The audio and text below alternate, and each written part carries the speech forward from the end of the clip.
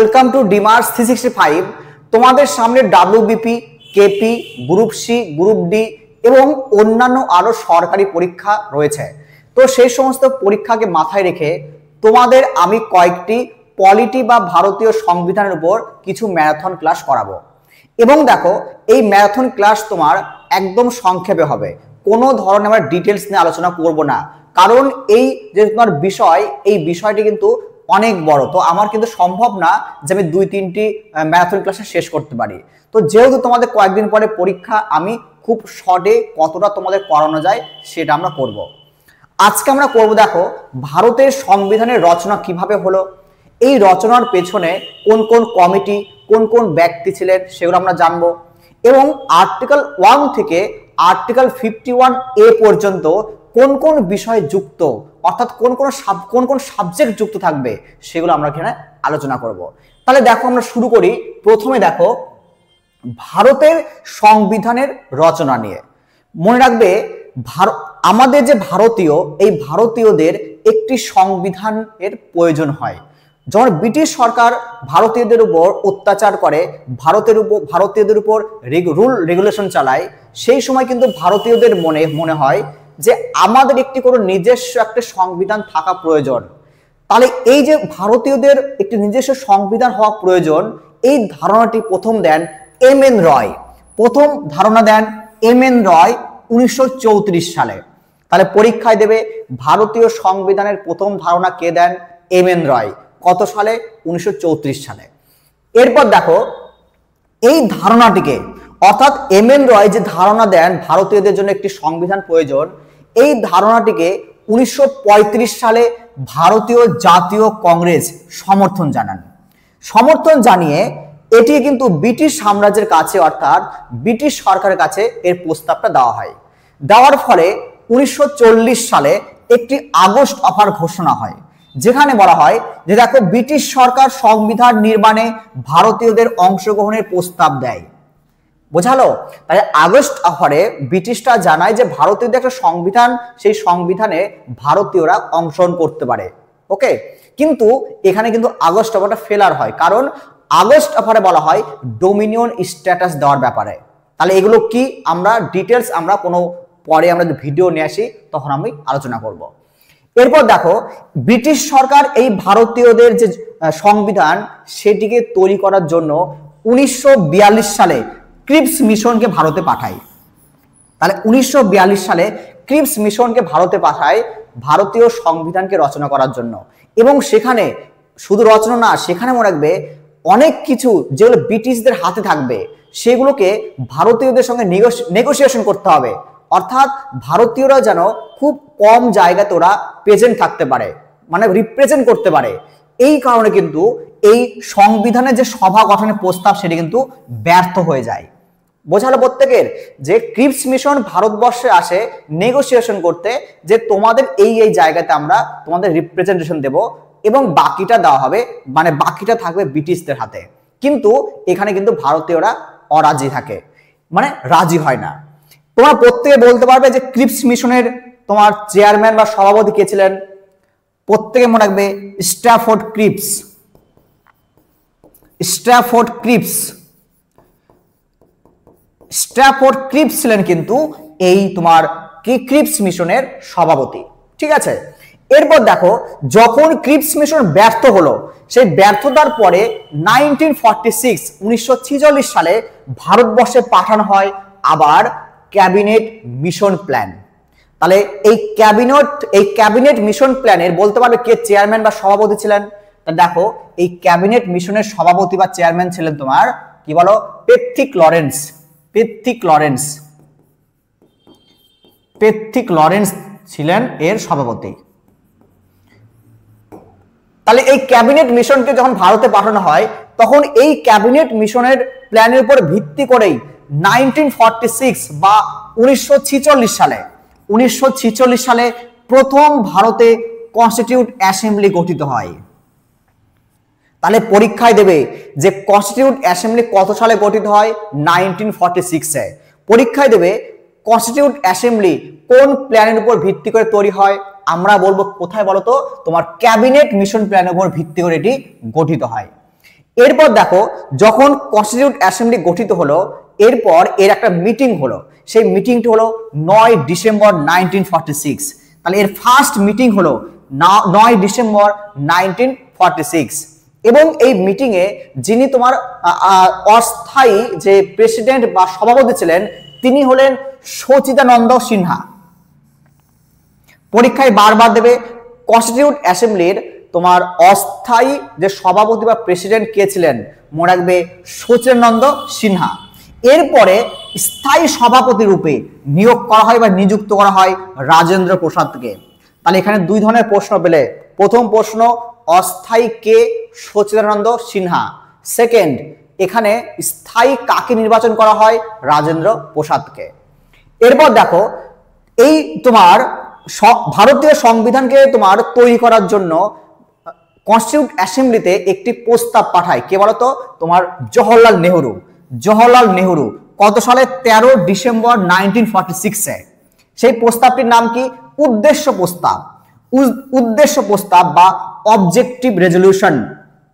তাহলে objective resolution বা উদ্দেশ্য প্রস্তাবকে জওহরলাল নেহরু 13 ডিসেম্বর 1946-এ কনস্টিটিউট অ্যাসেম্বলির সামনে রাখেন। এরপর দেখো কনস্টিটিউট অ্যাসেম্বলি একটি ড্রাফটিং কমিটি গঠন করেন, অর্থাৎ একটি কমিটি গঠন করেন যার উপর দায়িত্ব দেওয়া হয় যে আপনারা ভারতের যে সংবিধান, সেই ভারতের সংবিধান কিভাবে হবে, তার নেচার কি হবে, এইগুলোর উপর কিন্তু দায়িত্ব দেওয়া হয় ড্রাফটিং কমিটির উপর। এবং এই ড্রাফটিং কমিটি তৈরি হয় 29 আগস্ট 1947-এ। সালটা খুব পরীক্ষায় পড়ে, মনে রাখবে। তাহলে 1947 সালের 29 আগস্টে ড্রাফটিং কমিটি একটু গঠন করেন, যার চেয়ারম্যান বা সভাপতি ছিলেন বি.আর. আম্বেদকর। প্রত্যেকে বোঝা গেল, যার সভাপতি ছিলেন বি.আর. আম্বেদকর। তাহলে এইটুকু প্রত্যেকের আশা করি ক্লিয়ার হলো।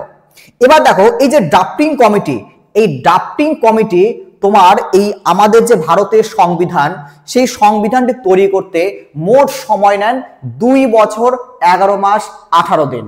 তাহলে টোটাল ভারতীয় সংবিধান তৈরি করতে এই কমিটি সময় নেয় 2 বছর 11 মাস 18 দিন। পরীক্ষায় অনেকবার দিয়েছে। এবং এই যে টোটাল সংবিধান, এই সংবিধানটি তৈরি করতে মোট খরচ হয় 64 লক্ষ টাকা, অর্থাৎ 64 লাখ টাকা। এবার দেখো এরপর যখন সংবিধান তৈরি হয়ে গেল তখন কত, 26 নভেম্বর 1949 সালে এই সংবিধানটি তোমার যে কনস্টিটিউট অ্যাসেম্বলি সে গৃহীত করে, মানে একসেপ্ট করে। তাহলে 1949-এর 26শে নভেম্বর কনস্টিটিউট অ্যাসেম্বলি এই সংবিধানকে গৃহীত করে। এবং মনে রাখবে এই কনস্টিটিউট অ্যাসেম্বলি তোমার এই তোমার আমাদের যে তোমার সংবিধান, সেই সংবিধানকে গৃহীত করার পর 24 জানুয়ারি 1950 সালে আগে কি করা হয়, রাজেন্দ্র প্রসাদকে প্রথম রাষ্ট্রপতি হিসেবে নিয়োগ করেন আগে। দেখো 26 নভেম্বর 1949 সালে ভারতীয় যে সংবিধান, সেই সংবিধানটিকে প্রথমে গৃহীত করা হয়। এবার গৃহীত করার পর কারো তো সাইন লাগবে, যে সাইনের মাধ্যমে ভারতীয় সংবিধান লাগু হবে। এই কারণে কি করা হয়, 24 জানুয়ারি 1950 সালে আগে প্রথম রাষ্ট্রপতি হিসাবে রাজেন্দ্র প্রসাদকে নিযুক্ত করা হয়। এরপরেই দেখো 26 জানুয়ারি 1950 থেকে ভারতের সংবিধান কার্যকারী হয়। প্রত্যেক বোঝা গেল। এবং দেখো ভারতীয় যে জাতীয় পতাকা সেটি গৃহীত হয় 22 জুলাই 1947 সালে। জাতীয় গান ও জাতীয় সঙ্গীত এই দুটি গৃহীত হয় 24 জানুয়ারি 1950 সালে। তাহলে প্রত্যেকটা পয়েন্ট লক্ষ্য রাখবে। তাহলে এখানে আমরা কি দেখলাম, দেখো যে 1947 সালের 29 আগস্টে যে ড্রাফটিং কমিটি গঠিত হয়, সেই ড্রাফটিং কমিটি ভারতের যে সংবিধান, সেই সংবিধানটি তৈরি করতে সময় নেয় টোটাল 2 বছর 11 মাস 18 দিন। এবং এই সংবিধানটি তোমার তৈরি করতে মোট 64 লাখ টাকা কিন্তু খরচ হয়। এরপর এই সংবিধান বা যে ভারতের যে সংবিধানের যে তোমার খসড়া, সেই খসড়াটিকে পাঠানো হয় কনস্টিটিউট অ্যাসেম্বলিতে। এবং কনস্টিটিউট অ্যাসেম্বলি এটি কত, 26 নভেম্বর কত 1949 সালে এটি গৃহীত করে। গৃহীত করার পর 24 জানুয়ারি 1950 সালে প্রথম রাষ্ট্রপতি রাজেন্দ্র প্রসাদকে করা হয়। এরপর আলটিমেটলি যে তোমার সংবিধান, সেই সংবিধানটি লাগু হয় 26 জানুয়ারি 1950 সালে।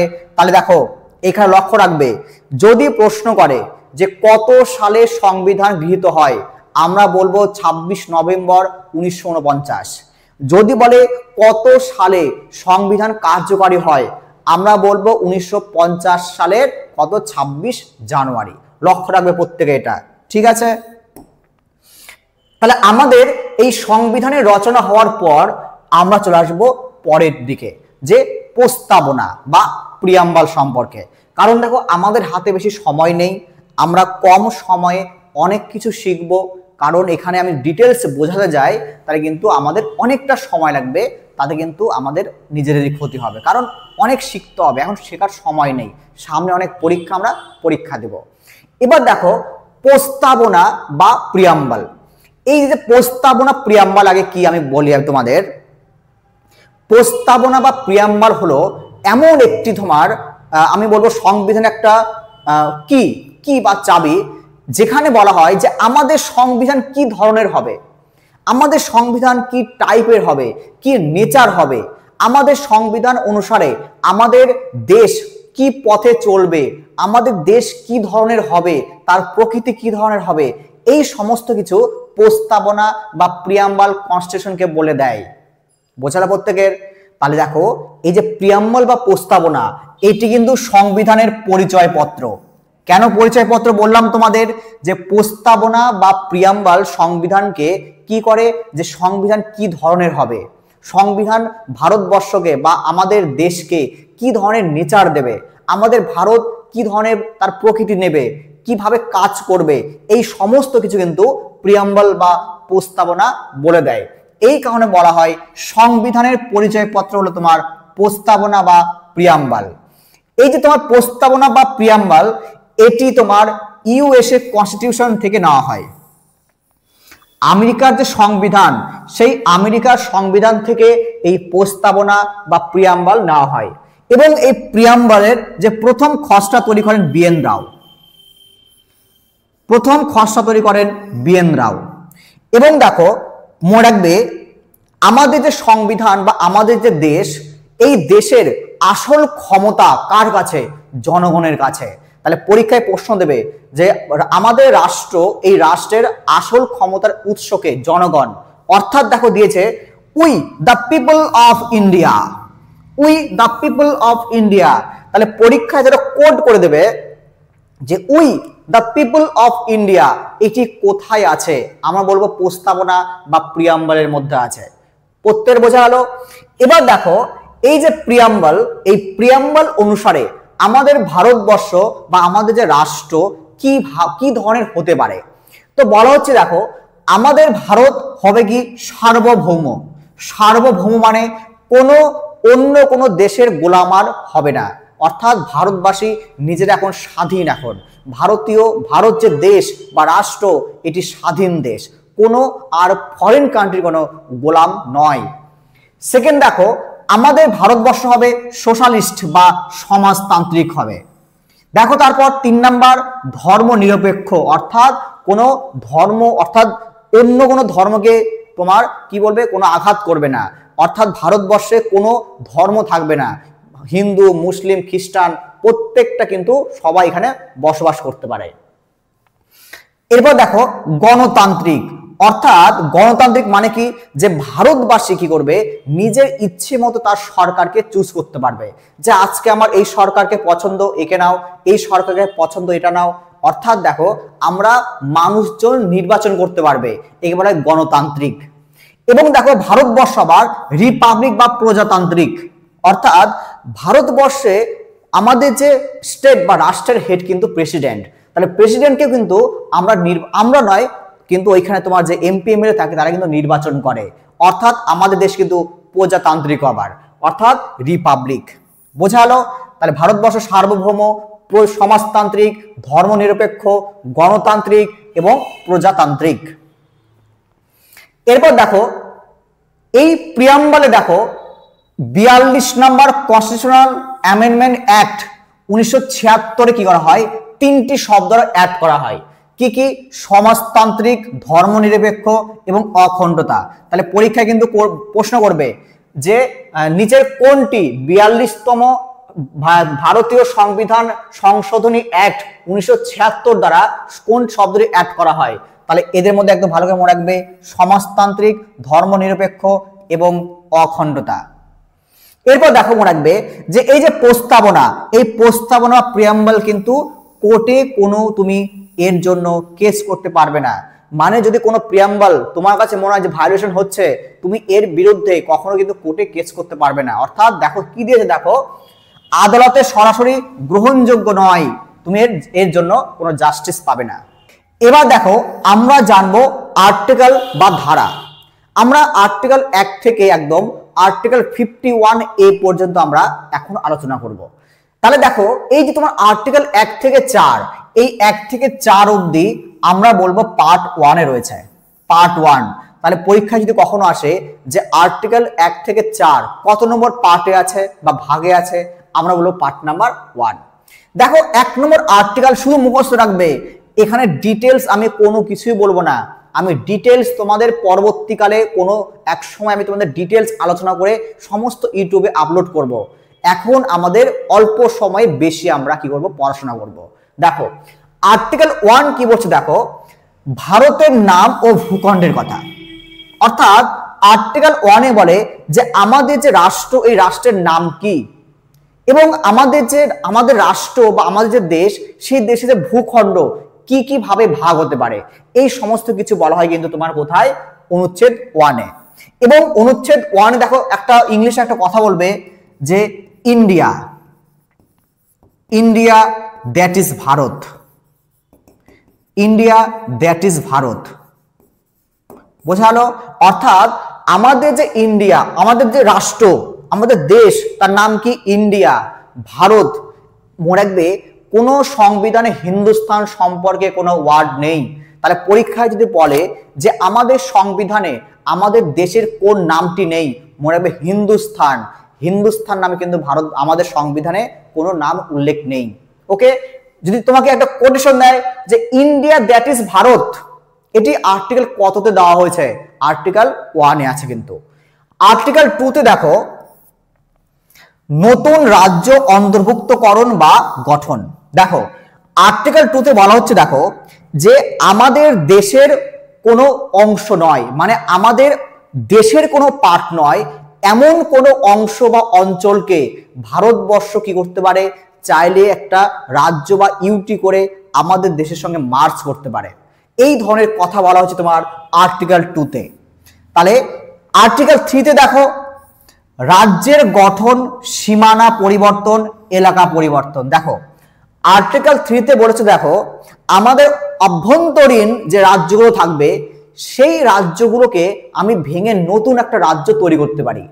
মানে দেখো ধরো তোমার বিহারকে ভেঙে ঝাড়খণ্ড তৈরি হলো, তোমার মধ্যপ্রদেশকে ভেঙে ছত্তিশগড় তৈরি হলো, তোমার ইউপিকে ভেঙে তোমার উত্তরাখণ্ড তৈরি হলো। তাহলে দেখো আমরা আমাদের আভ্যন্তরীণ যে দেশ বলবো না, যে রাজ্যগুলো, রাজ্য, আমাদের আভ্যন্তরীণ যে রাজ্যগুলো, সেই রাজ্যগুলোকে ভেঙে আমি নতুন একটা রাজ্য তৈরি করতে পারি। আবার কোন একটা রাজ্যের সীমারেখা কি হবে, ওই রাজ্যের নামকরণ কি হবে, এই সমস্ত কিছু আমরা বলবো অনুচ্ছেদ নাম্বার 3 তে। তাহলে 2 আর 3 এদের মধ্যে পার্থক্য বলতে পারবে কি? পার্থক্য হলো এটাই যে 2 তে বলা হচ্ছে কি, যে আমাদের ভারতের কোনো অংশ নাই। তাই 2 তে কি বলা হচ্ছে, দেখো যে আমাদের ভারতের কোনো অংশ নয়। অর্থাৎ ধরো এখন যদি পাকিস্তানের কিছু অংশ ভারতবর্ষ অ্যাটাক করে তোমার আমাদের ভারতবর্ষে নিয়ে আসে, তাহলে একটা নতুন একটা রাজ্য নামকরণ করে দিয়ে ভারতে কিন্তু অন্তর্ভুক্ত করতে পারে। তাহলে এটা বলা হচ্ছে তোমার আর্টিকেল 2 তে। ওকে, এরপর দেখো এখানে কিন্তু আমরা 3টি শিখবো, আমরা 4টি দরকার নেই আমার, হ্যাঁ, কারণ আমি শুধু ইম্পর্টেন্ট আর্টিকেল গুলো করাবো এখানে। এরপর দেখো আমাদের পরের অধ্যায়, দেখো নাগরিকত্ব বা সিটিজেনশিপ। তাই নাগরিকত্ব বা সিটিজেনশিপ, এখানে দেখো আমরা পার্ট 2 তে জানবো। তাহলে পরীক্ষা যদি দেয় যে নাগরিকত্ব কত নম্বর পার্টে আছে, পার্ট 2 তে থাকবে। এবং দেখো এই যে নাগরিকত্ব কত থেকে কত আর্টিকেল, 5 থেকে 11 আর্টিকেল, অর্থাৎ 5 থেকে 11 নম্বর আর্টিকেলের মধ্যে একজন ভারতবাসী কি কি ভাবে, একজন লোক ব্যক্তি বলবো আগে আমরা, 5 থেকে 11 নম্বর আর্টিকেলের মধ্যে একজন ব্যক্তি কি কি ভাবে ভারতের নাগরিকত্ব পেতে পারে, কি কি ভাবে ভারতের নাগরিকত্ব ত্যাগ করতে পারে, বা নিজে নিজেই তোমার আমাদের নাগরিকত্ব চলে যেতে পারে, এই সমস্ত কিছু আমরা পড়বো আর্টিকেল 5 থেকে আর্টিকেল 11 মধ্যে। তাহলে দেখো প্রথমে আমরা দেখি অনুচ্ছেদ নাম্বার 5। অনুচ্ছেদ নাম্বার 5 দেখি আমরা, দিয়েছে দেখো শুরুতেই ভারতের নাগরিকত্ব, অর্থাৎ কি বলা হচ্ছে দেখো, আমাদের সংবিধান লাগু হয় 26 জানুয়ারি 1950 থেকে, তাই না? একটু আগে তো আমরা পড়লাম দেখো যে ভারতীয় সংবিধান কার্যকরী হয় 1950-এর কত 26 জানুয়ারি। তো এই সময়ে যারা ভারতে অবস্থান করত, মানে ভারতে বসবাস করত, তারা কিন্তু ভারতের নাগরিক হবে। এই সমস্ত সম্পর্কে বলা হয়েছে তোমার আর্টিকেল নাম্বার 5 বা অনুচ্ছেদ নাম্বার 5-এ। অনুচ্ছেদ 6-তে দেখো পাকিস্তান থেকে আসা যারা কি অভিবাসী তাদের নাগরিকত্বের কথা বলা হয়েছে। তার মানে দেখো আমি ক্লিয়ার করি, 6 নম্বরে বলা হয়েছে দেখো তোমার একটা নির্দিষ্ট সময় দেওয়া হয়েছে, আমি ডিটেলসে যাব না। আমি দেখো বলা হয়েছে কি যে যখন এই যে কনস্টিটিউশন তৈরি হয় তার সেই সময় পাকিস্তান থেকে যারা ভারতবর্ষে এসছে তাদেরকে নাগরিকত্ব দেওয়া হবে, এবং তার কন্ডিশন আছে, কিন্তু আমি এগুলো যাচ্ছি না কন্ডিশনে। এরপর সাথে কি বলা হচ্ছে দেখো পাকিস্তানে অভিবাসিত ব্যক্তিদের পুনরাগমন, অর্থাৎ দেখো অনেক ব্যক্তি কি করেছেন দেখো স্বাধীনতার সময় বা কিছু আগে ভারতবর্ষে বসবাস করত, ভারতবর্ষ থেকে বসবাস করে চলে গেল পাকিস্তানে, এরপর পাকিস্তান থেকে আবার ভারতবর্ষে ফিরে আসলো। তাহলে সেই যে ব্যক্তি, সেই ব্যক্তির জন্য মনে রাখবে যে আমরা নাগরিকত্ব প্রোভাইড করব, সেটা বলা হচ্ছে তোমার আর্টিকেল 7 নম্বরে। এরপর দেখো 8 নম্বর, বিদেশে বসবাসকারী ভারতীয়দের নাগরিকত্ব, অর্থাৎ কোনো ব্যক্তি যদি ভারতের বাইরে কোথাও বসবাস করে তাদেরকেও ভারতীয় নাগরিকত্ব দেওয়া হবে, তার জন্য কন্ডিশন দেওয়া আছে। সেই কন্ডিশন বা সেই সম্পর্কে সবকিছু বলা হয়েছে তোমার আর্টিকেল 8 নম্বরে। এরপর দেখো 9 নম্বর, দেখো বিদেশি নাগরিকত্ব গ্রহণকারী ব্যক্তিদের নাগরিকত্ব হারানো, অর্থাৎ দেখো আর্টিকেল 9 বলা হয়েছে দেখো তোমার যদি ভারতীয় কোনো নাগরিকত্ব থাকে এবং তুমি না জানিয়ে তুমি অন্য কোনো দেশের নাগরিকত্ব নিয়ে নিয়েছো, এরপর যখন চেক করা হবে যে তুমি অন্য দেশের কোনো নাগরিকত্ব গ্রহণ করেছো, তখন কিন্তু ভারতের যে নাগরিকত্ব তোমার অটোমেটিক কিন্তু চলে যাবে একদম। তাহলে এটা বলা হয়েছে আর্টিকেল নাম্বার 9-এ। প্রত্যেকের বোঝা হবে এখানে আর্টিকেল গুলো 5, 6, 7, 8, 9। এরপর দেখো আমরা আসবো এই যে ভারতীয় নাগরিকত্ব, এই ভারতীয় নাগরিকত্ব তুমি কি কি ভাবে পেতে পারো। তো দেখো কি কি ভাবে পেতে পারো, তুমি জন্মসূত্রে পেতে পারো, তোমার বংশসূত্রে পেতে পারো, তুমি নিবন্ধনের মাধ্যমে বা রেজিস্ট্রেশনের মাধ্যমে পেতে পারো, তুমি স্বাভাবিকীকরণের মাধ্যমে পেতে পারো, তুমি ভূখণ্ড সংযুক্তিকরণের মাধ্যমে পেতে পারো। তাহলে এই 5টি অবশ্যই মনে রাখবে। তাহলে ভারতীয় নাগরিকত্ব কি কি ভাবে পাওয়া যায়, এই 5টি একদম ভালো করে লক্ষ্য রাখবে প্রত্যেকেই। এবার দেখো নাগরিকত্ব কি কিভাবে হারাতে পারে। তো 1 নম্বর দেখো তুমি যদি নিজে নিজে ভারতীয় নাগরিকত্ব ত্যাগ করে দাও তাহলে তোমার নাগরিকত্ব চলে গেল।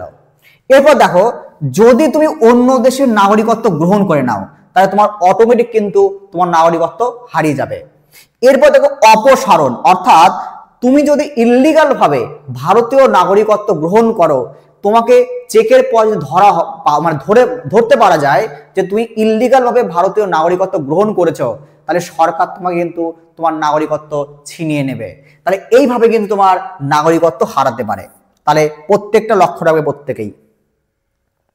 এরপর দেখো আমরা আসবো খুব ইম্পর্টেন্ট অধ্যায়, মৌলিক অধিকার বা ফান্ডামেন্টাল রাইট, অর্থাৎ একজন ব্যক্তির কি কি মৌলিক অধিকার হতে পারে, তার কি কি ফান্ডামেন্টাল রাইট থাকতে পারে, সেই সম্পর্কে আমরা এবং এই অধ্যায় পড়ব।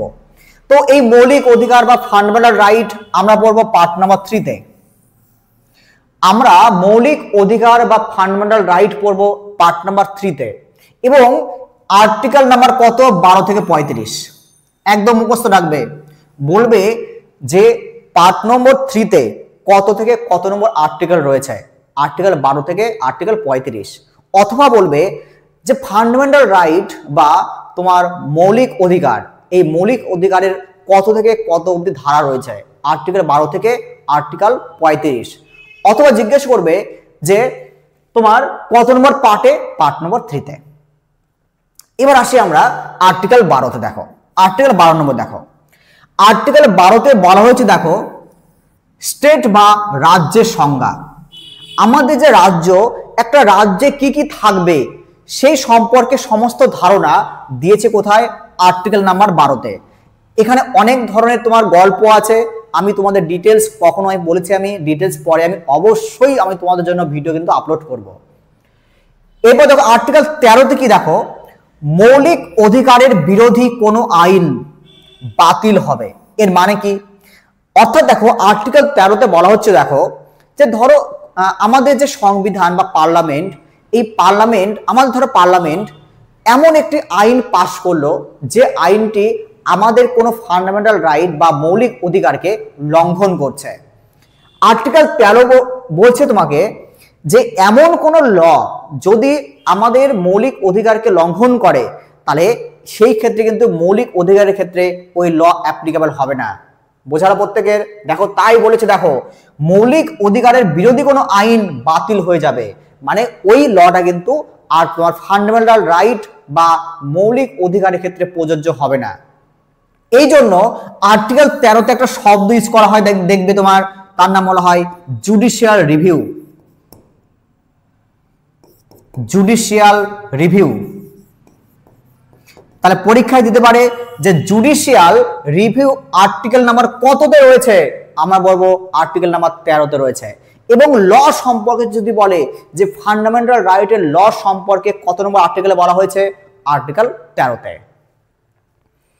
এরপর দেখো তোমার আর্টিকেল নাম্বার, এবার দেখো এই যে তোমার 12-13 হলো, এবার দেখো 14 থেকে আমরা যদি 18 অব্দি পৌঁছাই, বলা হয় রাইট টু ইকুয়ালিটি, মানে সমতার অধিকার। একটা ভারতবর্ষের সমস্ত ব্যক্তির একটা অধিকার থাকবে, সেই অধিকার সম্পর্কে বলা হচ্ছে তোমার সমতার অধিকার বা রাইট টু ইকুয়ালিটি। আর্টিকেল কত? 14 থেকে 18 নম্বরে বলা হচ্ছে এটা। তাহলে আর্টিকেল 14 তে কি বলা হয়? আর্টিকেল 14 তে বলা হচ্ছে দেখো আইনের দৃষ্টিতে সকলেই সমান। তাহলে আর্টিকেল 14 তে বলা হচ্ছে দেখো আইনের দৃষ্টিতে সকলের সমান, মানে কোনো গরিব, কোনো ধনী বা হাই ক্লাস বা লো ক্লাস যে হোক না কেন, সবার ক্ষেত্রে আইন কিন্তু সমান থাকবে। তাহলে এটি তোমার আর্টিকেল নাম্বার 14 তে বলা হয়। আর্টিকেল নাম্বার 15 তে কি বলা হচ্ছে দেখো বৈষম্য নিষিদ্ধ। বৈষম্য নিষিদ্ধ অর্থাৎ তুমি জাতি, তোমার কাস্ট, তোমার ধর্ম, তোমার জন্মস্থান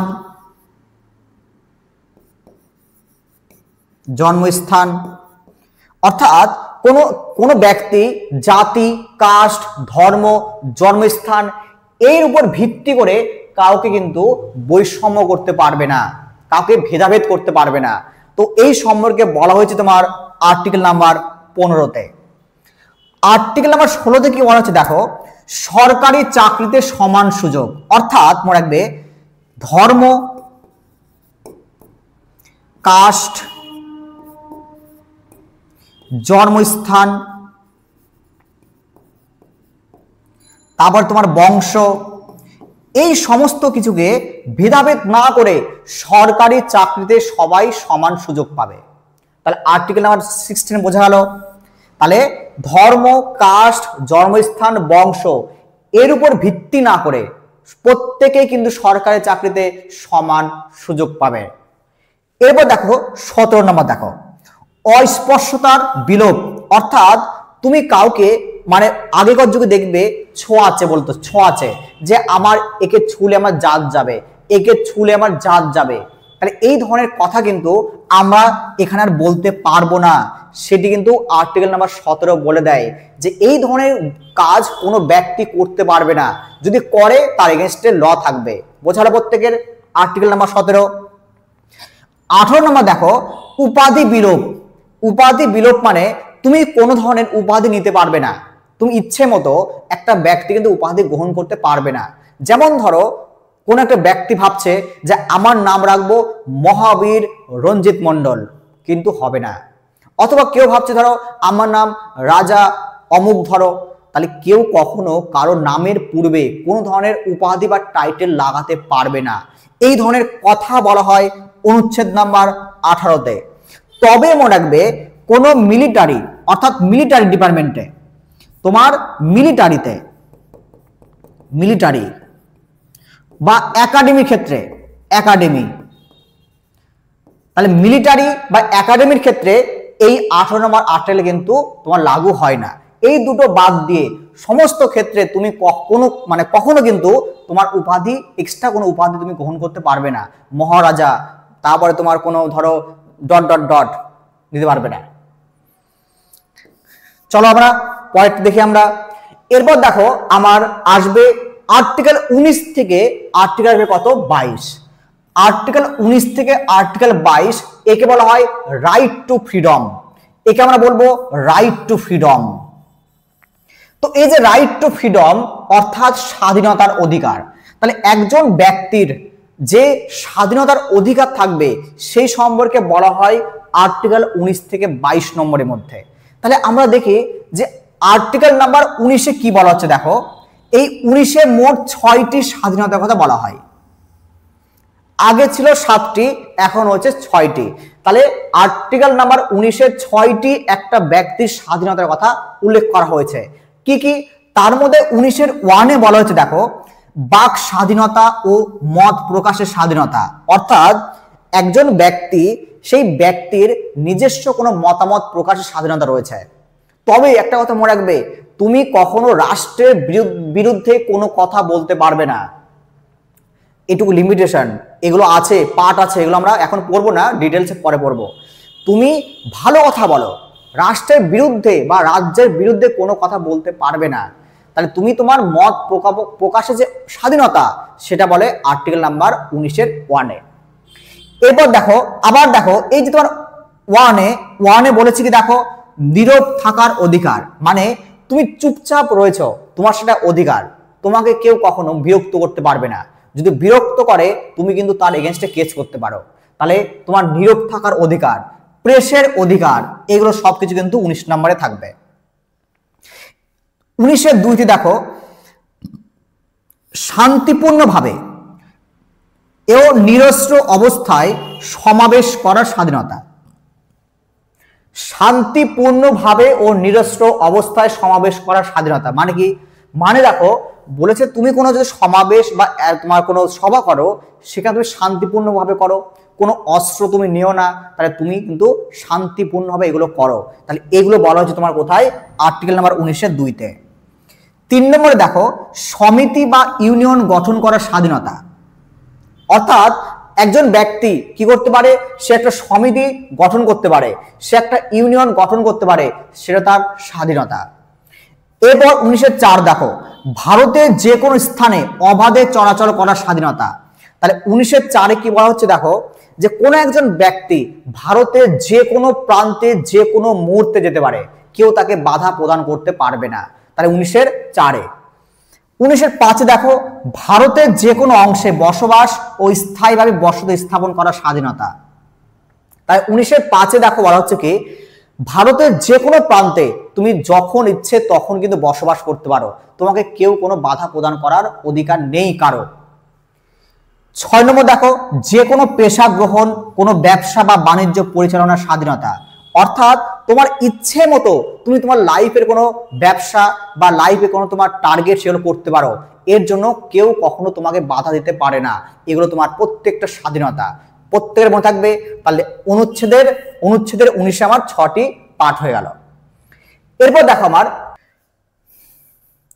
অনুচ্ছেদ নাম্বার 20 অপরাধ সম্পর্কিত সুরক্ষা। এখানে দেখো বলা হচ্ছে কি, দেখো যদি কোনো ব্যক্তি ক্রাইম করে তাহলে সেই ব্যক্তির বিরুদ্ধেও কিন্তু কিছু কিছু সুবিধা সরকার বা আমাদের কোর্ট কিন্তু প্রদান করে।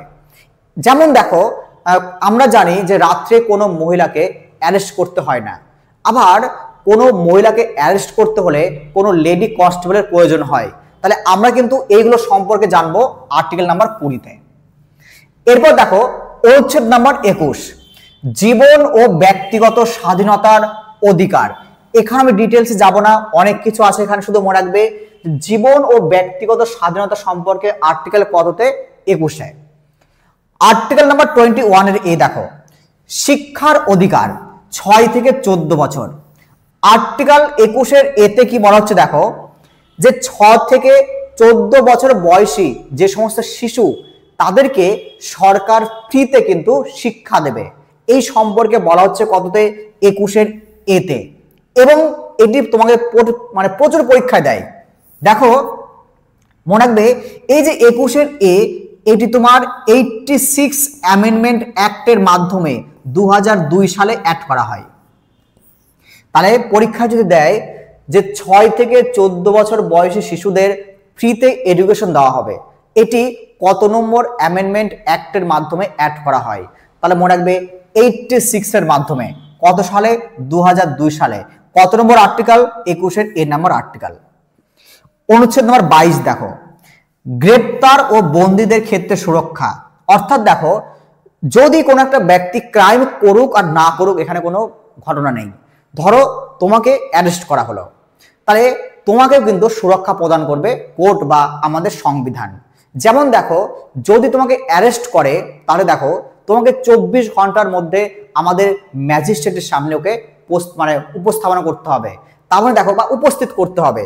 তার মানে দেখো আর্টিকেল 22 কি বলে, যে যদি কাউকে গ্রেপ্তার করে তাহলে সেক্ষেত্রেও কিন্তু আমাদের সংবিধান তাকে প্রোটেকশন প্রোভাইড করবে।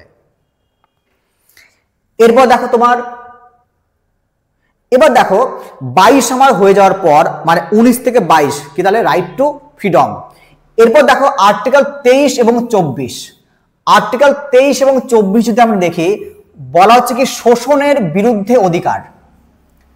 শোষণের বিরুদ্ধে তুমি শোষণ হও তাহলে অর্থাৎ কোনো ওয়ার্কার বা কোনো শিশু যদি শোষণ হয় তার বিরুদ্ধেও কিন্তু তোমাকে কিছু স্বাধীনতা দেওয়া হচ্ছে। দেখো তাহলে আর্টিকেল নাম্বার 23 কি বলে দেখো, মানব পাচার, কোনো মানব পাচার করা যাবে না, অর্থাৎ হিউম্যান ট্রাফিকিং, যেমন কিডনি বিক্রি করা হবে অন্য দেশে বা অন্য কোথাও, এগুলো করা যাবে না। আবার দেখো জোরপূর্বক শ্রম নিষিদ্ধ, অর্থাৎ তুমি কাউকে জোর করে কাজ করাতে পারবে না। তাহলে হিউম্যান ট্রাফিকিং বা মানব পাচার, জোর করে কাউকে কাজ করাতে পারবে না, এই ধরনের কথা বলা হচ্ছে তোমার 23 নম্বর আর্টিকেলে। এরপর দেখো অনুচ্ছেদ নাম্বার 24 দেখো, শিশু শ্রম নিষিদ্ধ 14 বছরের নিচে। অর্থাৎ 14 বছরের নিচে কোনো শিশুকে তুমি কিন্তু কাজ করাতে পারো না। তুমি কোনো ফ্যাক্টরিতে, কোনো তুমি রেলওয়েতে এদের দিয়ে কাজ করাতে পারো না। এদের কিন্তু তুমি যদি কাজ করাও এদেরকে দিয়ে, তাহলে তোমার এগেনস্টে কিন্তু কেস হতে পারে, মানে তোমাকে কিন্তু লয়ের সঙ্গে সম্মুখীন হতে হবে। তাহলে আর্টিকেল কত? 24। এরপর দেখো আমরা পড়বো আর্টিকেল 25 থেকে 28 অব্দি। আর্টিকেল 25 থেকে 28 অব্দি পড়বো আমরা, যেখানে বলা হচ্ছে কি দেখো ধর্মীয় স্বাধীনতার কথা, রাইট টু কি বলো, right two freedom of religion. তাহলে ধর্মীয় যে স্বাধীনতা সেক্ষেত্রে বলা হচ্ছে কোথায়? আর্টিকেল 25 থেকে 28-এ, যেখানে অনুচ্ছেদ নাম্বার 25-এ কি বলা হয় দেখো, ধর্ম পালনের স্বাধীনতা। তাহলে আর্টিকেল 25 বলে যে ভারতবর্ষে ভিন্ন ভিন্ন ধর্মীয় মানুষ বসবাস করে, প্রত্যেকটা মানুষ তার নিজের ধর্ম স্বাধীনভাবে পালন করতে পারে, কেউ কখনো কারো ধর্মকে আঘাত করতে পারে না বা কেউ কোনো ধর্মকে কেবল বাধা দিতে পারে না। তাহলে এই সম্পর্কে বলা হয়েছে আর্টিকেল নাম্বার 25-এ। আর্টিকেল নাম্বার 26-এ দেখো ধর্মীয় প্রতিষ্ঠান পরিচালনার স্বাধীনতা। অর্থাৎ প্রত্যেকটা ধর্ম, হিন্দু, মুসলিম, খ্রিস্টান, প্রত্যেকটা ধর্ম কি করতে পারে, তাদের কোন একটা ধর্মীয় প্রতিষ্ঠান চালাতে পারে স্বাধীনভাবে। এখানে কেউ কাউকে বাধা প্রদান করতে পারবে না, তাদের এটা স্বাধীনতা, প্রত্যেকটা ধর্মের এটা স্বাধীনতা দেওয়া হয়েছে। আর্টিকেল নাম্বার 27 দেখো, ধর্মীয় প্রচারে কর আরোপ নিষিদ্ধ। এবার দেখো বলেছে কি আর্টিকেল 27-এ যে তুমি তোমার ধর্ম পালন করো, তুমি তোমার ধর্মকে প্রচার করো, তার জন্য তুমি অন্য কোনো ব্যক্তির কাছ থেকে কোনো ট্যাক্স বা টাকা নিতে পারবে না। তাহলে অন্য কারো থেকে তুমি কোনো ধরনের টাকা বা কর নিতে পারবে না এই ধর্মকে পালন করার জন্য, আর্টিকেল 27 বলে দেয়। এরপর দেখো অনুচ্ছেদ নম্বর 28 দেখো, ধর্মীয় শিক্ষা সম্পর্কিত স্বাধীনতা। তাহলে ধর্মীয় শিক্ষা সম্পর্কিত স্বাধীনতা মানে বলেছে দেখো যে তোমার আমাদের রাজ্য সরকারের যে স্পন্সর অর্থাৎ রাজ্য সরকারের সরকারি বিদ্যালয় কলেজ এগুলো বাদে বা প্রতিষ্ঠান বাদে যদি কোনো ট্রাস্ট বা কোনো একটা তোমার ধর্মীয় একটা প্রতিষ্ঠান থাকে, তাহলে সেখানে কিন্তু তোমার ইজিলি ভাবে তুমি ধর্মীয় শিক্ষা গ্রহণ করতে পারো। এখানে কিন্তু তোমার সেটা স্বাধীনতা, কেউ তোমাকে বাধা দিতে পারো না, মানে তোমাকে কেউ বাধা দিতে পারে না। এবং দেখো মনে রাখবে কোনো সরকারি প্রতিষ্ঠানে কিন্তু তুমি এই ধরনের কিছু করতে পারো না, অর্থাৎ কোনো সরকারি প্রতিষ্ঠানে তুমি কখনো ধর্ম নিয়ে প্রচার করতে পারো না। এ সম্পর্কে বলা হয় তোমার আর্টিকেল নাম্বার 28-এ। এরপর দেখো তোমার আর্টিকেল নাম্বার 29 আর 30 নম্বর দেখো, আর্টিকেল নাম্বার 29 আর 30। তাহলে এই 29 আর 30-এ কি বলা হয় দেখো যে সাংস্কৃতিক এবং শিক্ষাগত অধিকার। তাহলে সাংস্কৃতিক এবং শিক্ষাগত অধিকার দেখো অনুচ্ছেদ নাম্বার 29 দেখো, সংখ্যালঘুদের সংস্কৃতি রক্ষা, অর্থাৎ যারা মাইনরিটি সেই মাইনরিটিটা কি করতে পারে তাদের কালচারকে সংরক্ষণ করতে পারে, ওটা ওদের স্বাধীনতা। তার এ সম্পর্কে বলা হয় কত 29 নম্বর আর্টিকেলে। 30 নম্বর আর্টিকেলে কি দেখো, সংখ্যালঘুদের নিজস্ব শিক্ষা প্রতিষ্ঠান স্থাপনের অধিকার, অর্থাৎ যারা মাইনরিটি তারা কি করতে পারে বা সংখ্যালঘু তারা কি করতে পারে তাদের যে নিজস্ব একটা প্রতিষ্ঠান সেটা শিক্ষা প্রতিষ্ঠান গঠন করতে পারে, তারা নিজস্ব কোনো একটা প্রতিষ্ঠান বা শিক্ষা প্রতিষ্ঠান গঠন করতে পারে। এ সম্পর্কে বলা হয় তোমার আর্টিকেল নাম্বার 30-এ। ওকে, এরপর দেখো তোমার মোস্ট ইম্পর্টেন্ট আর্টিকেল নাম্বার 32 দেখো, খুব খুব ইম্পর্টেন্ট দেখো আর্টিকেল নাম্বার 32 দেখো, সাংবিধানিক প্রতিকার লাভের অধিকার। এখানে দেখো বলা হচ্ছে কি দেখো এই আর্টিকেল নাম্বার 32 একটু বলে দেয় দেখো যে বি.আর. আম্বেদকর একে বলেছেন কনস্টিটিউশনের কি বলো হার্ট অ্যান্ড সোল। তাহলে আমাদের সংবিধানের আত্মা বলা হয় কাকে, তোমার এই ফান্ডামেন্টাল আর্টিকেল 32-কে। তাহলে যদি বলে যে সংবিধানের আত্মা হার্ট অ্যান্ড সোল কাকে বলা হয়, আর্টিকেল নাম্বার 32-কে। কে বলেছেন এটি, মনে রাখবে ডক্টর বি.আর. আম্বেদকর। তো এখানে দেখো কি বলা হয় দেখো যে ভারতের মানুষ যদি কোনো মৌলিক অধিকার লঙ্ঘনের শিকার হয় তবে সে সরাসরি সুপ্রিম কোর্টে আবেদন করতে পারে। তাহলে আর্টিকেল নাম্বার 32-এ বলা হয় যে যদি তোমার মৌলিক অধিকার বা ফান্ডামেন্টাল রাইট লঙ্ঘন হয় সেক্ষেত্রে তুমি কোর্টে কিন্তু যেতে পারো, অর্থাৎ তুমি তোমার অধিকার, অর্থাৎ একটা সংবিধান তোমাকে অধিকার দিয়েছে যে তুমি তোমার কোর্টে গিয়ে তুমি এর বিরুদ্ধে কেস করতে পারো। তাহলে সে সম্পর্কে তোমার বলা হবে কত আর্টিকেল নাম্বার 32-এ। অর্থাৎ মেন কথা যে তোমার ফান্ডামেন্টাল রাইট ভায়োলেশন হলে আর্টিকেল নাম্বার 32 অধিকার দেয় তুমি কোর্টে গিয়ে তার বিরুদ্ধে কেস করতে পারবে। তাহলে এই হলো আমাদের কিন্তু তোমার ফান্ডামেন্টাল রাইট বা মৌলিক অধিকার। এরপর দেখো আমরা আসবো ডিপিএসপি-তে। ডিপিএসপি বা directive principal of state policy. তাহলে ডিপিএসপি বা কি বলো directive principal of state policy. DPSP কি বলো, ডিপিএসপি কিন্তু বলে দেয় যে আমাদের যে সংবিধান তার নীতিমালা কি রকম হবে, আমাদের সংবিধানের নীতিমালা কি হবে সেটা বলে দেয় ডিপিএসপি। মনে রাখবে, বোঝার প্রত্যেকের। তাহলে এই যে ডিপিএসপি এটা আমরা মনে রাখবো গ্রহণ করা হয় আয়ারল্যান্ড থেকে, আইরিশ বা আয়ারল্যান্ড। তাহলে আয়ারল্যান্ড থেকে কিন্তু গ্রহণ করা হয় ডিপিএসপি কে, এবং এর পার্ট কত, পার্ট 4। পার্ট 4-এ কিন্তু ডিপিএসপি রয়েছে এবং আর্টিকেল নাম্বার তোমার 36 থেকে 51 অবধি। তাহলে 36 থেকে 51 অবধি তোমার রয়েছে ডিপিএসপি পার্ট 4, এবং কোথায় থেকে গ্রহণ করা হয়, আইরিশ বা আয়ারল্যান্ড থেকে এটি নেওয়া হয়। তো আমরা দেখি প্রথমে আর্টিকেল নাম্বার 36 দেখি। আর্টিকেল নাম্বার 36 দেখো রাজ্যের সংজ্ঞায় বলা হয়, অর্থাৎ দেখো আমরা ফান্ডামেন্টাল রাইটে প্রথমে পেয়েছিলাম আর্টিকেল নাম্বার 12, এই আর্টিকেল নাম্বার 12কে আবার দেখো বলা হলো আর্টিকেল নাম্বার 36-এ, যে একটা রাজ্য, সেই রাজ্যের সংজ্ঞা কি হতে পারে, একটা রাজ্যের যে তোমার গঠন, সেই গঠনটা কি ধরনের হতে পারে, এই ধরনের গল্প বলা হয় আর্টিকেল নাম্বার 36-এ। এরপর দেখো অনুচ্ছেদ নাম্বার 38 দেখো, সমাজ কল্যাণ, সামাজিক ও অর্থনৈতিক ন্যায় প্রতিষ্ঠা। তাহলে 38 নাম্বার বলে যে আমাদের ভারতবর্ষে দেখবে যে ইকোনমিক ইনইকুয়ালিটি, অর্থাৎ কারো কাছে টাকা বেশি, কারো কাছে টাকা কম। তো আর্টিকেল 38 বলে যে সবাইকে ইকুয়াল করতে হবে, আমাদের দেশকে বা আমাদের সরকারকে পারমিশন দেয় বা কি বলে যে সবাইকে সমতায় নিয়ে আসতে হবে। এবং বলা হয় কি দেখো সমাজ কল্যাণকে নির্দেশ করে, যে ভারতকে বিশেষ করে কি বলো ওয়েলফেয়ার স্টেট করতে হবে, ওয়েলফেয়ার স্টেট।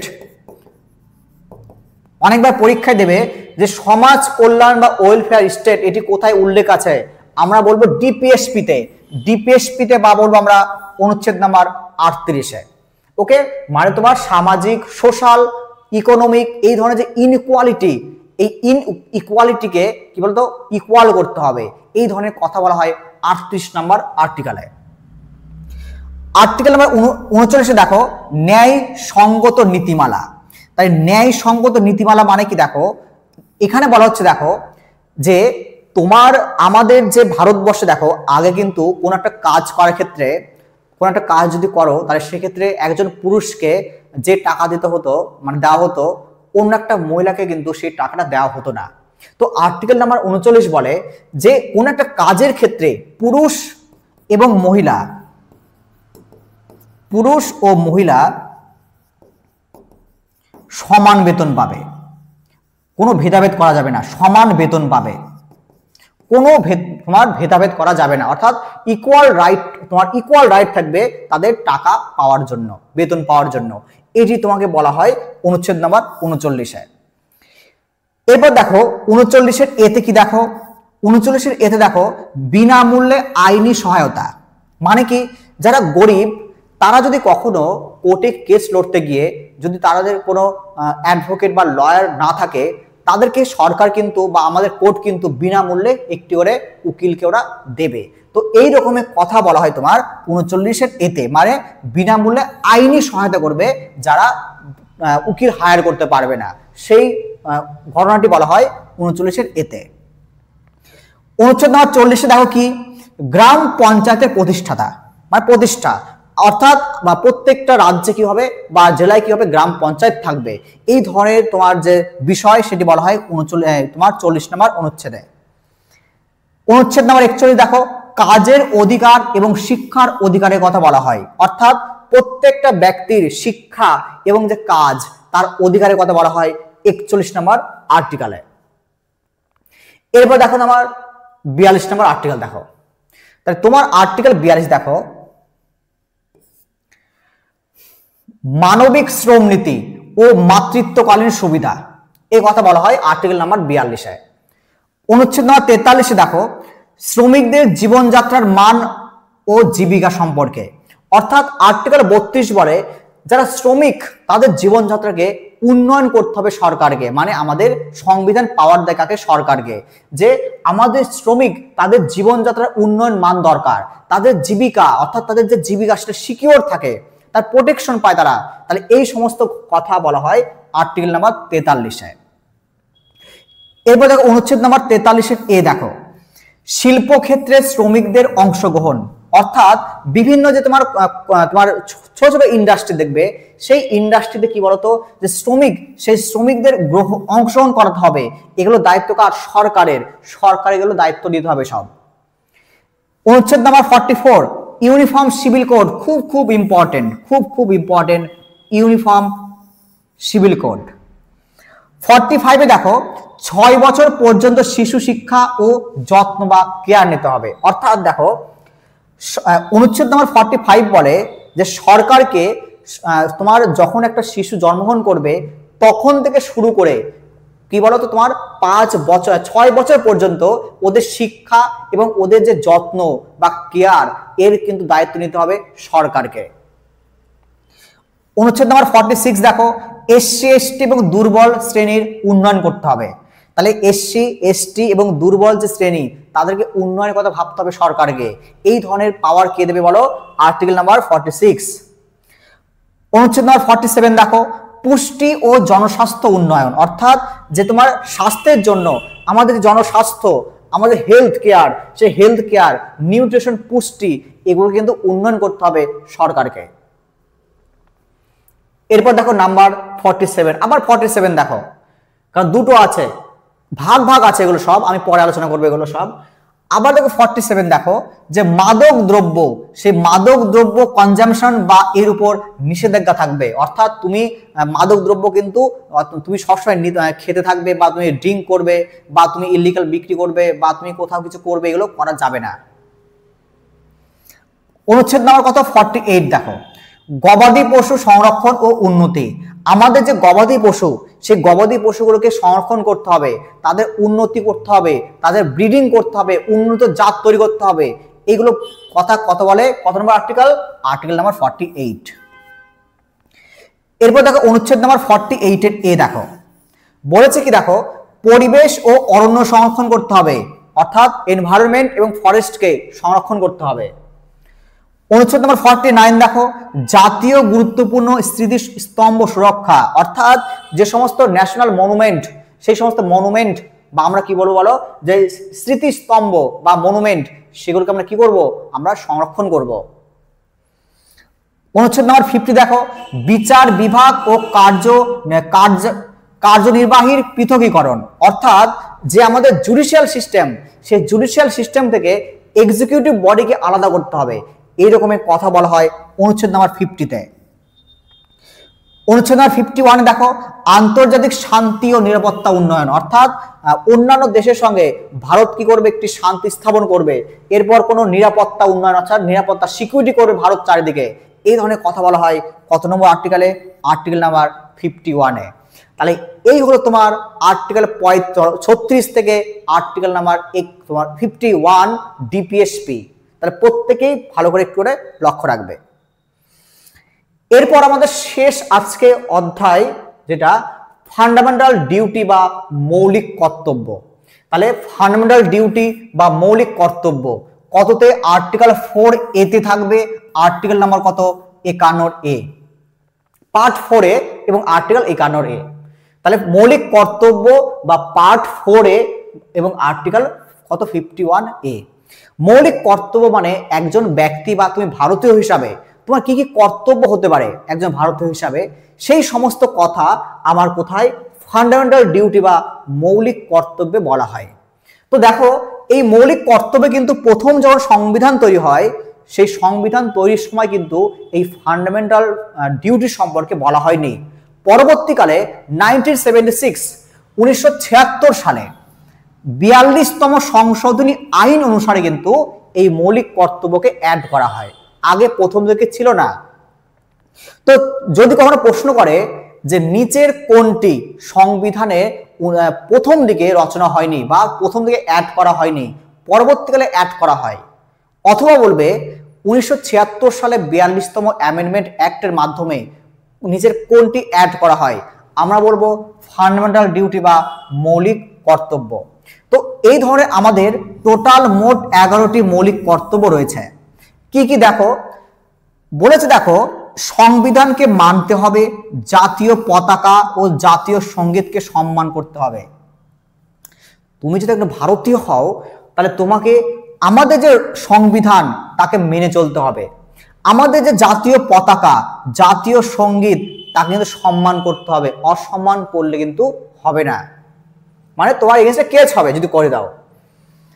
স্বাধীনতা সংগ্রামের আদর্শকে পালন করা, অর্থাৎ আমাদের যে স্বাধীনতা সংগ্রাম, সেই স্বাধীনতা সংগ্রাম কিভাবে হয়, তার যে তোমার বিভিন্ন যে এত স্যাক্রিফাইস কিংবা মানে তাদের যারা এই স্বাধীনতা সংগ্রামের সঙ্গে যুক্ত ছিল, তাদের প্রতি কিন্তু আমাদের শ্রদ্ধা থাকতে হবে। তুমি কখনো অসম্মান তাদের করতে পারবে না। এরপর দেখো, ভারতের সার্বভৌমত্ব, ঐক্য ও অখণ্ডতা রক্ষা করা। অবশ্যই ভারত যেন একটা ভারতে থাকে, কখনো যেন ভারত বিভক্ত না হয়, এটা কার দায়িত্ব? একজন ভারতীয় হিসাবে দায়িত্ব। দেশের প্রতিরক্ষা করা, জাতীয় সেবা প্রদান করতে প্রস্তুত থাকা, অর্থাৎ তোমাকে যখন প্রয়োজন পড়বে তোমাকে ভারতের হয়ে অর্থাৎ ভারতবাসী হয়ে তোমার কি করতে হবে, ভারতকে রক্ষা করতে হবে বিদেশি আক্রমণ থেকে। এরপর দেখো, ধর্ম, ভাষা, প্রদেশ নির্বিশেষে সকলের প্রতি সহিষ্ণুতা, ভ্রাতৃত্ব কি, তারপর সৌহার্দ্য বজায় রাখা, নারী পুরুষ সমতার মূল্যবোধ পালন কি লালন করা। এরপর দেখো তারপর দেখো সংস্কৃতি, ঐতিহ্য ও জাতীয় ঐক্যে সমৃদ্ধ ঐতিহ্য সংরক্ষণ করা, প্রাকৃতিক পরিবেশ, বন, হ্রদ, নদী, বন্যপ্রাণী সংরক্ষণ করা এবং প্রাণীর প্রতি সহানুভূতিশীল হওয়া। এবার দেখো বৈজ্ঞানিক মনোভাব, মানবতাবাদ এবং অনুসন্ধিৎসা বিকাশ করা। তারপর দেখো সরকারি সম্পদ সুরক্ষা করা, অপব্যবহার না করা। অভিভাবক ও পিতামাতার কর্তব্য 6 থেকে 14 বছরের শিশুকে শিক্ষা প্রদান নিশ্চিত করা। অর্থাৎ এখানে দেখো কি বলা হচ্ছে, দেখো তুমি কোনো সরকারি সম্পদকে তুমি অপব্যবহার করতে পারবে না, তুমি তাকে সঠিকভাবে ব্যবহার করো এবং সুরক্ষা করো। এরপর দেখো বলেছে কি, তুমি তোমার মধ্যে বৈজ্ঞানিক মনোভাব রাখো, তুমি তোমার মধ্যে মানবতাবোধ রাখো। এরপর তুমি প্রাকৃতিক পরিবেশ, বন, হ্রদ, নদী, বন্যপ্রাণী সবাইকে সুরক্ষা রাখো এবং কি বলো সংরক্ষণ রাখো এবং প্রাণীর প্রতি একটু তুমি সহানুভূতিশীল হও। এরপর দেখো যে একজন অভিভাবক বা একজন পিতামাতার কর্তব্য কি, যে 6 থেকে 14 বছর বয়সের শিশু তাদেরকে যে শিক্ষা যেন তার সঠিকভাবে শিক্ষা পায় সেটাকে নিশ্চিত করা। তাহলে এইগুলো হলো কি বলতো তোমার ফান্ডামেন্টাল রাইট, ডিউটি বা মৌলিক কর্তব্য। এবং দেখো এই যে তোমার এটি কত, অর্থাৎ এই যে অভিভাবক ও পিতামাতার কর্তব্য 6 থেকে 14 বছর শিশুকে শিক্ষা প্রদান করা, এটি কিন্তু তোমার 86 নম্বর সংশোধনী আইন 2002 দ্বারা যোগ করা হয়। ওকে, তাহলে প্রত্যেকেই মনে রাখবে। তাহলে আমার এই ম্যারাথন 1 এখানে শেষ হলো। এর পরবর্তীকালে আমি আরো ক্লাস নিয়ে আসবো। তোমাদের যদি ভিডিওটি ভালো লাগে অবশ্যই তোমরা লাইক করো, শেয়ার করো এবং সাবস্ক্রাইব করো।